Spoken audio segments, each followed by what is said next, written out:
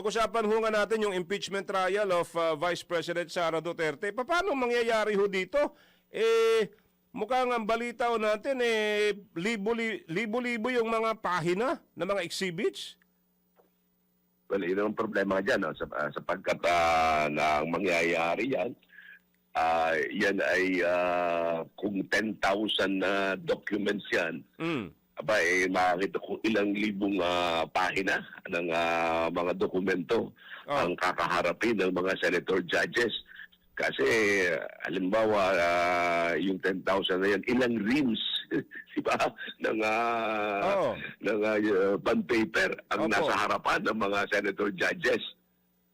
Kasi para, di ba? Isang may 500 sheets of paper, di ba? Attorney, parang pre-trial order pa lang natin, abutin ng 3,000 pages dahil sa 10,000 exhibits. Dahil sa, kasi yan, alam mo yung pre-trial order, o hindi pa nakakita yan,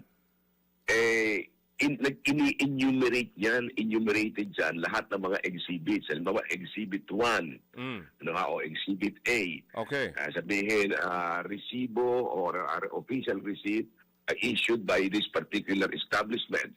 So, dinidescribe yan. Tapos sasabihin pa doon, ano ang purpose? The purpose of of marking this evidence is to prove that they said that the receipt was issued, ganon.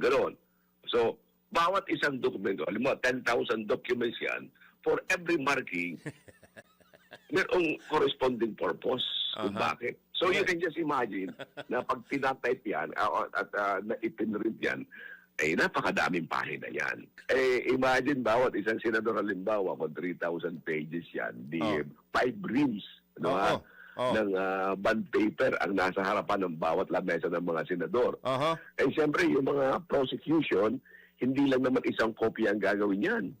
Kasi dapat yung halos ilang miyembro pa nila, mga 3 miyembro, dapat meron din yan para nare-review din nila. Hindi naman pwedeng isa lang at isa lamang ang babasahin nila, di ba? And you can just also imagine yung defense side, ganun din kadaming dokumento kailan dala-dala kapag may trial na yan. Kaya napakadami yan at kaya sinasabi ko nga noon, baka hindi matuloy sa July 1. Dahil sa kung halimbawa ngayon na naibigay yan, so meron hanggang July 3 na magkaroon ng komento yung prosecution at saka defense panel. Halimbawa may pagbabago, may nakitang mali doon sa pre-trial order. So imamanifest nga niya ng defense at saka ng prosecution. Babaguhin niya yun yung pre-trial order. So ano na naman yun? Dagdag araw yun. So most probably, delikado yung July 6 na sinasabi nila. Hindi, kailangan talaga magkaroon na sa July 6 mag-uumpisa magsimula yung pre-trial. Sa tingin ho ninyo? Yung trial mismo, trial yung proper. Trial na, Oo. Ay sa akin, pagka ganyan, baka humingi na konting palugit pa, hindi matuloy sa July 6. Dahil kung ang deadline nila ay sa July 3, Biyernes yan, sigurado sa hapon dadalhin yan, So, paano pag gagawin yung final pre-trial order? Kasi baka may mga comments yung defense at saka prosecution. Malamang sa malamang. Malamang sa malamang. Kayo mismo, alam nyo yan, abogado ho kayo. Alam nyo yan, may komento yan, both sides yan, di ba?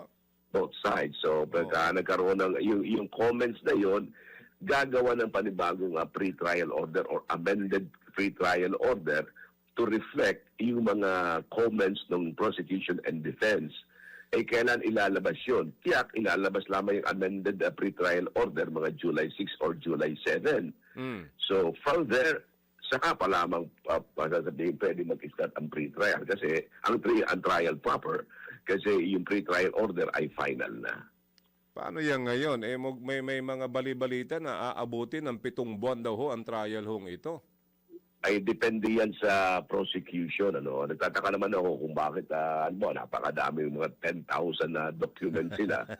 Actually, yung document nila ay nasa mga 4,000 o 4,500. Kaya lang, yung depensa, siyempre, kung gagawin din lang parang part din na kailang evidence yan o kaya ina-adapt nila yung markings. Gumagawa din sila ng markings. Kaya dobling markings yan. May markings na ginawa sa 4,000 documents ng prosecution. may 4,000 markings na ginawa yung depensa. Kaya tumatagal yan. Ano? Ngayon, kung alimbawa naman pare-pareho lamang naman ang purpose ng offer o kaya ang nature of the evidence, maaari namang sabihin ng prosecution na hanggang dito na lamang kami. Instead na halimbawa sa Article 1, instead na 1,000, pwedeng mga 300 documents na lamang gamitin namin dyan. Kasi common evidence naman yan. So para maiwasan na tumagal yan. At kung halimbawa kahit 4 na articles of impeachment yan, pwede naman kahit 2 lang. Now, kung sa tingin nila malakas na yon, pwede lang tapusin na ang trial, i-waive na nila yung other 2 articles of impeachment. Alright. Dito naman po sa mga senador, paano nga po mangyayari dito? Kasi number 1, nagtatago si Senator Bato de la Rosa. Pangalawa, nakakulong si Senator Jinggoy Estrada. Paano po ba ito, yung sinasabi pong vote ng mga senado for the... Well, sa ngayon, ay sa akin palagay, hindi pa yan dapat pag-usapan. Kasi basta ang rule ngayon ay 2/3 of the members of the Senate. Okay. Si De La Rosa at saka si Jinggoy ay parehong members of the Senate pa yan. Okay. Oo. Kaya yan mangyayari dyan pagka malapit sa botohan na mismo. Hindi ngayon, walang pwedeng mag-decide sa kanila na ang boto ay ganito. Ano? Kasi wala pang ruling dyan. Hindi pwedeng sabihin, ay hindi, 22 lamang ang senador na active. Ay sino magsasabi na sa 22 lamang i-base yung 2/3 vote? So, ang depensa, they will insist the base number ay 24. Ang prosecution, siyempre, i-insist sila base number is 22. Yeah. Ang trial, ang impeachment court, ito kayo na magdi-decide kung alin talaga ang isusundin. But, So, pag nagawa ng ruling ang impeachment court, nasa naman, sinabi niya ganito ang base number, any affected party may raise the issue before the Supreme Court kasi it is a question of law. now, on the part of the Vice President, Attorney Romy Mac, pwede rin ba siyang kumbaga, mag-argue sa right niya or na-violate because siya po ay na-deprive ng opportunity? Well, yun ang kanyang sasabihin sa kanyang defense argumento. At hindi naman siya gagawa nun kundi yung kanyang abogado. Kasi yun ang part ng yun ang bahagi ng kanyang answer. Actually, kasama sa answer yun na violated ang kanyang right to due process. All right. So dito sa impeachment trial na ito, attorney, ano ba ang aabangan ng taong bayan? Kasi first time sa posisyon na Vice President na meron pong ma-impeach or ito nga po, gustong patalsikin, Yeah. Well, talagang mag-aabang, napakadami ng aabangan, Siyempre, yung unang-unang araw dyan kung paano ipipresent ng prosecution ang kanilang kaso. Kasi pag tayo nila, sasabihin nila ano ba talaga ang issue, ano ang mga ang gagawin nila para patunayan ang pagkakasala ng akusado o ng impeached official. So doon magsisimula yan, aabangan agad ng tao kung ano yung ebidensya at ano ang magiging unang articles of impeachment na ihahain ng prosecution. At doon natin makakita kung gaano kagaling ang prosecution at kung gaano naman kagaling yung kanyang ang abogado ng depensa.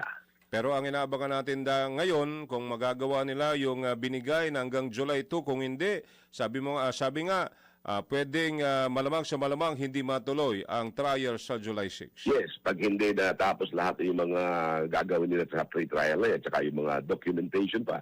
Kasi pinag-uusapan pa ngayon, magkakaroon ng executive session tungkol doon sa BIR box na yun. Apo. So kung halimbawa sa executive session na pag-usapan na buksan pero lagyan ng markings, magiging bahagi pa rin yun ng pre-trial order. So mababago yung pre-trial order. Depende doon sa pag-uusapan sa executive session. Alright. Kasi hanggang ngayon, nasa pre-trial stage pa sila.